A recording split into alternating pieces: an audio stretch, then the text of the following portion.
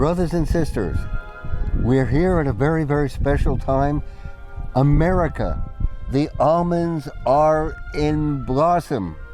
The whole Central Valley is a sea of white. This is an extraordinary spectacle. This is a miracle that only occurs at this time of year. And here where most of us are in the depths of winter, here in the midst of the great Central Valley, it's very, very early spring, and every blossom is an indication of hope and renewal. And it tells us that we will yet come through despite so many challenges. So I'm privileged, brothers and sisters, to be here with Steve Koretoff with Purity Organics. And Steve and his brother Dave and his father Nick are the folks who grow your almonds. And Steve, don't forget about Sister Christine that manages the office. Absolutely, absolutely. Because sometimes I think it's easier to cultivate the field than it is to cultivate the paperwork. The paperwork. and the paperwork is becoming more and more massive every year. There's no question about that. That's why we want to make sure she gets a little credit. So, Steve, it's a pleasure once again to be with you out here. And my first question is, how did you and your family first start growing almonds? After all, this is magnificent fertile land.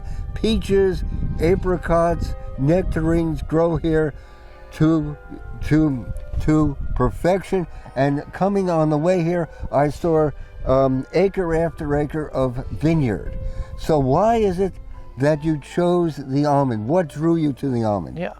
Well, in the late 60s, my dad had bought a farm about 7 miles east of here, and it just happened to have some almond trees at that time.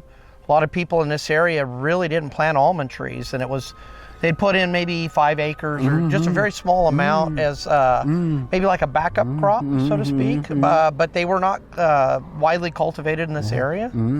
And then I believe it was about 1970, 71, right down the road here, was the first orchard that my dad actually planted, and there's 20 acres. 20 acres? And him and my mom had gotten married, and myself and my sister were just newly born, and he had bought this 20 acres down here, and just to diversify, because they'd farmed some cotton.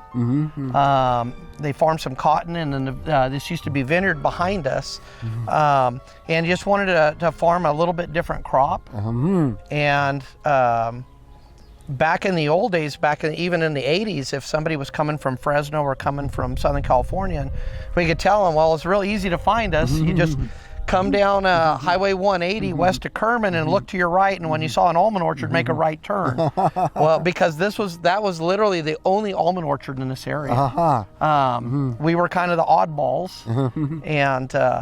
and so we've been in the business since the late 60s. Since the late 60s. Yeah, and so as you could tell on your drive coming in, almonds are a little more common now, so to say the least. we tell somebody to look for the almond orchard, they're going to say which one, because there's more almonds in this area, and part of the reason for that is that cotton was difficult to make money on cotton.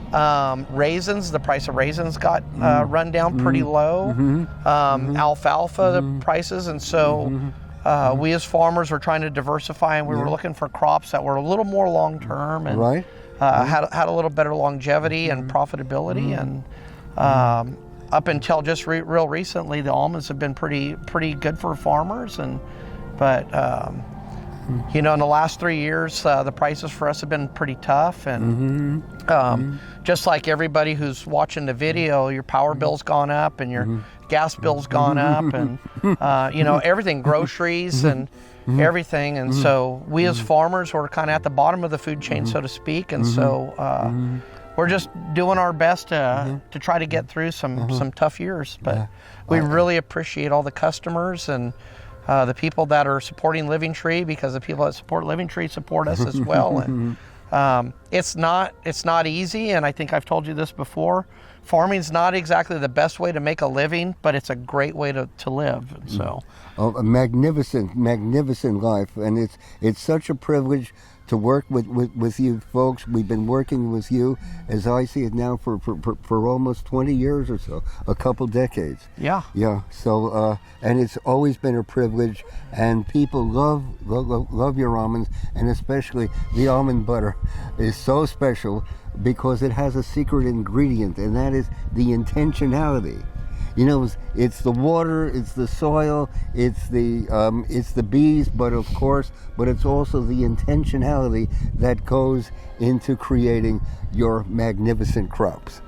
So, and it's my understanding that that you have some 70,000 trees or so, approximately, on more or less 500 acres, and that your annual harvest is close to 1 million pounds of almonds each year. That's a magnificent achievement. And you harvest the almonds, you also process them yourself, you clean, you sort them, you do the whole operation. This is a tremendous amount of work indeed.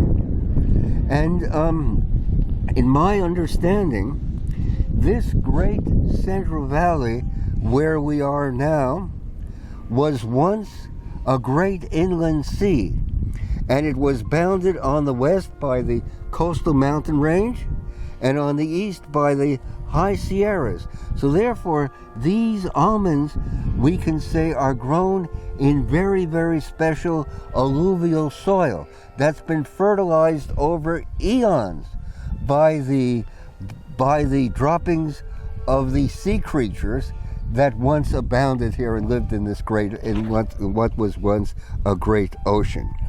So this soil is very, very special indeed, and that's one of the factors. This alluvial soil is one of the factors that gives your almonds their unique taste and flavor.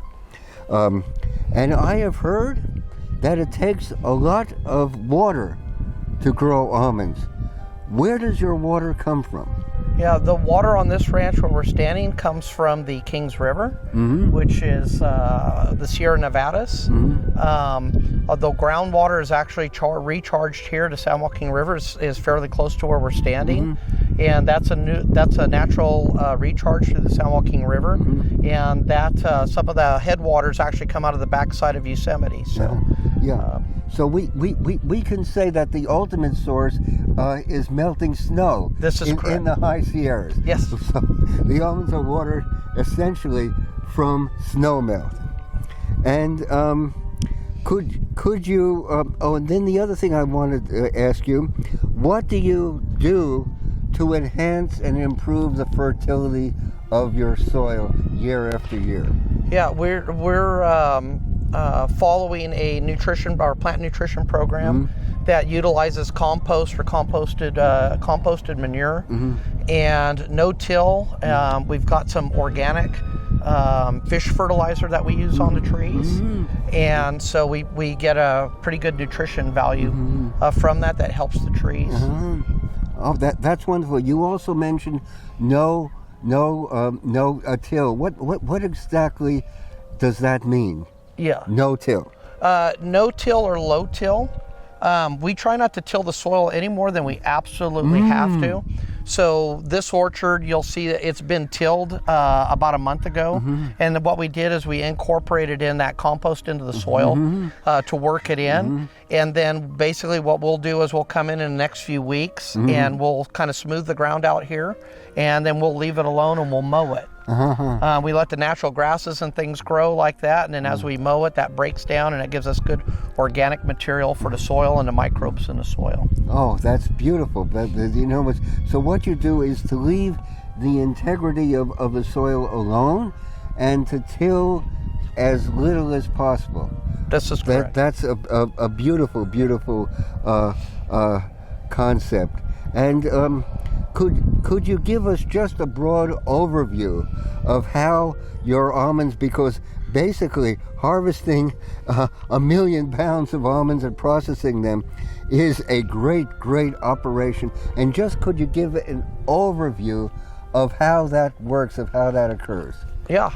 The my dad, of course, is the big boss, and my brother is the farm manager. My sister's the office manager. I run the packing house, and I take care of the marketing side.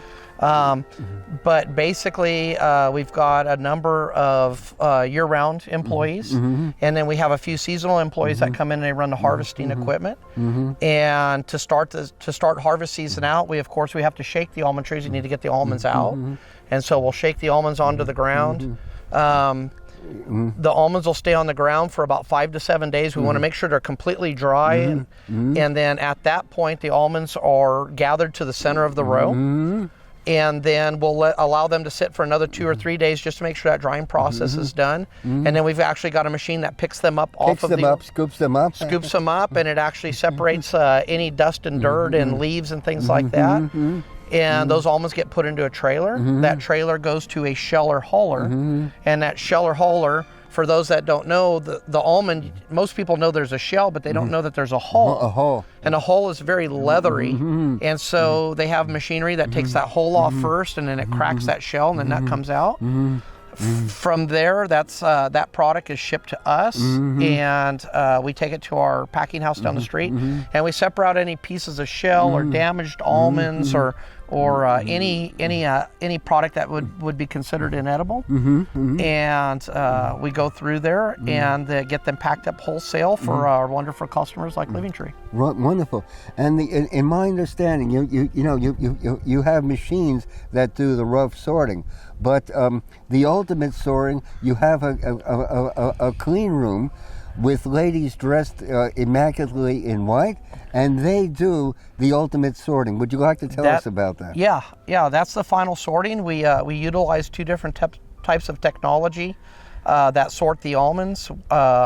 They're optical sorters. They've got cameras in there, and they literally look at every almond from 9 different angles. And if they see an imperfection, it'll actually reject that almond. So if it's a piece of stick or a piece of shell or a piece of hull or a damaged almond, it'll reject it. That machine is about 96% efficient. And so it's that last 4% that we're concerned with. And so it's been our experience that even though hand labor for sorting is expensive, in order to deliver a good quality product to our customers, that it's crucial. There's nothing that's more efficient than the eye and the hand. Nothing does a better job. In other words, so the ultimate sorting is a human being. In a very special room, in a clean room with special air, special lighting, and that room is sealed, and that's the ultimate sorting of the almonds. So that's very, very painstaking indeed, and very, very impressive. So the almond is going through, a sorting process, cleaning and sorting of several stages, stage by stage. But the ultimate stage is a human being inspecting the almonds, and so I'm very, very gratified to hear that. And let me ask you this: what trends do you see in demand for almonds? Is demand growing? I believe so. I believe so. Almonds are, one of the few sources for shelf-stable plant-based protein. And so I think more and more consumers are looking to go back to natural foods, foods that look like they came out of the field. People are trying to get away from ultra-processed or highly processed foods that have a lot of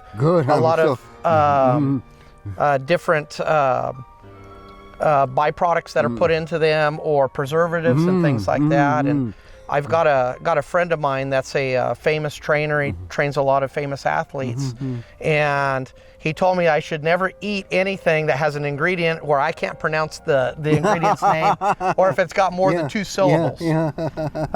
But that same trainer also told me that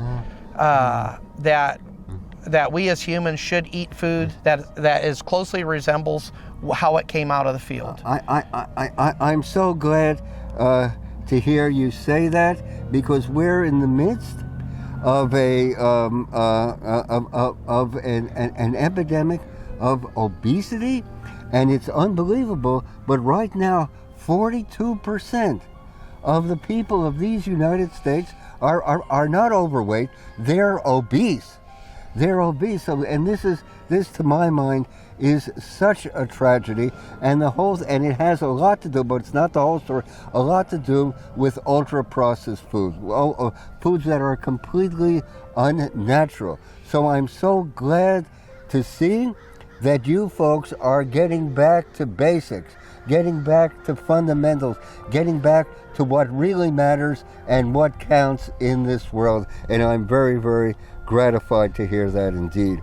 And let me ask you, as a family farmer, what do you see are the biggest challenges ahead? To be honest, it's to be relevant in the market. When we got into the organic processing side of the business 20 years ago, even organic food was a different. It was a different. It was a different vibe. It was a different industry at that time. A lot of the people that were involved in the organic were true believers in organic. And I've seen a little bit of a transition. We're seeing more and more corporate food getting into our industry, which is not necessarily bad, because we want more organic food for people, people to make organic food more readily available. But some of the mentality has changed, and quality and building partnerships and building businesses and long-term relationships is not always a language spoke by some of these big companies. There's a few big companies that are pretty good about that, and there's some big companies that are not so great at that. And so that's one of the things is, we hear a lot of talk about sustainability. And as you know, I travel to Washington, D.C. to promote organic for the Farm Bill every 5 years. And that's one of the things is that when we're talking about our operational cost and the rules and the regulations, not so much on organic, but taxes and different things, it's very, very expensive to operate in the state of California. And so finding this balance between a price that's fair to the grower and is reasonable for the consumer is always a bit of a challenge. But that's why your customers are so crucial to us, because they see the value in the product that we're producing, and we hope that they're enjoying the blood, sweat, and tears that we put into it. We're sitting in this orchard here, and there's not a tree in this orchard. There's actually, in that 70,000 trees, there's not one tree in that 70,000 trees that my father hasn't pruned himself at least once. So that is phenomenal. So when these trees are really young, it's really crucial the branches that you pick to form that tree and create the structure. And to get that first scaffolding built, the structure, and that's the foundation of the tree. Yes. And so he takes it upon himself to prune each and every one of those trees in that stage himself. It's not unusual for him to be on the tractor at least 5 days a week. Yeah, he's the big boss, but he likes to be in the field. He likes to be connected with the soil, and that's why a lot of us in the farming business do what we do. We were born here. Our roots are here. The soil that you're talking about, the soils here in San Joaquin Valley are considered the best farming soils anywhere in the world. We can grow more food on an acre here than anywhere else on the planet. Anywhere else. And so if we can manage our resources well and responsibly, we can grow extremely healthy food. And that's really what we need. We need our food to come from places like California and in the United States, where the food's regulated. We actually know what's here. A lot of times you're getting food from other countries and you're not quite sure what the rules and regulations are. And so, organic, of course, is very, very important. But also knowing exactly where your food comes from and having knowing who that farmer is and who that distributor is also really important, in my opinion. That makes every difference in the world. In my humble understanding, our secret ingredient is intentionality, the devotion, the effort, the hard work, and the consciousness that goes into growing nearly 1 million pounds of almonds year after year after year. And that's something that no amount, that no AI, no technique or mechanism can possibly replace the consciousness and the intentionality that goes into growing your magnificent almonds. Stephen, I would like to say it is an honor and privilege to work with you and your wonderful father Nick and your brother Dave and your sister who happens to to handle the massive paperwork. It is our privilege indeed. Thank you kindly indeed. For us, it's been a relation of some 20 years or so, and all of us have grown through the privilege and honor of working with you and and your wonderful family. Thank you kindly indeed. Thank you. Thank you indeed.